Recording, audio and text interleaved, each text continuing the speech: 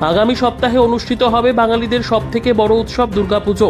সেই উৎসবকে সামনে রেখে ত্রিপুরার অর্থমন্ত্রী প্রণজিৎ সিংহ রায় নিজ উদ্যোগে রাধাকিশোরপুর বিধানসভা কেন্দ্রের খিলপাড়া, ভাঙারপাড় ও সোনামুড়া চৌমুহনী এলাকায় দুর্গাপুজো উপলক্ষে অর্থমন্ত্রী নিজ হাতে গরিব অংশের সাধারণ মানুষের হাতে বস্ত্র তুলে দেন।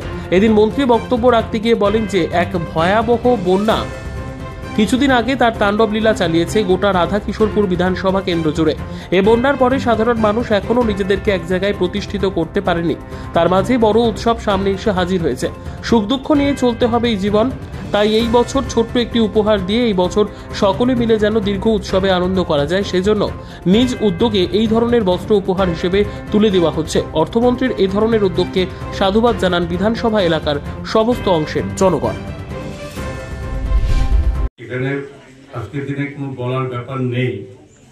প্রথমত যে এবারে বন্যায় যেভাবে সারা রাজ্যের সঙ্গে আমাদের উদয়পুরের বিশেষ করে এই খিলপাড়ার প্রায় অধিকাংশ জায়গাতে অধিকাংশ মানুষ পার্শ্ববর্তী এরিয়াতে আপনার জামজুরিতে থেকে শুরু করে পেছনে রাজারবাগ থেকে শুরু করে সোনামুড়া এবং ডাকবাংল বিভিন্ন প্রত্যন্ত অঞ্চল ভীষণভাবে ক্ষতিগ্রস্ত হয়েছে মানুষ।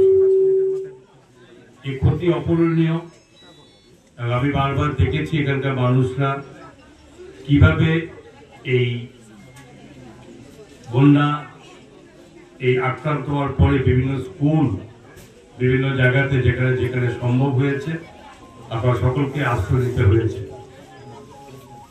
এটা কঠিন, এটা সময় গেছে আমাদের জন্য, আপনাদের জন্য, সকলের জন্য। আমি অবশ্যই সেই উপলক্ষে এবং অন্য সময় ছোট করেও কিছু করার চেষ্টা থাকে দুর্গোৎসবকে কেন্দ্র করে। এবার যেহেতু এত বেশি মানুষের ক্ষতিগ্রস্ত হয়েছে, এখানকার যারা দায়িত্বপ্রাপ্ত আছে আমাদের কার্যকর্তারা, তারা সকলে মিলেই ঠিক করেছে যে না, যাতে প্রত্যেকে অন্তত এই অবস্থাতে আমি খুব ভালো বুঝি আমরা যে পুজোর আনন্দ থাকে মনে, কিন্তু ব্যবস্থাপনা সবার পক্ষে সম্ভব নয়।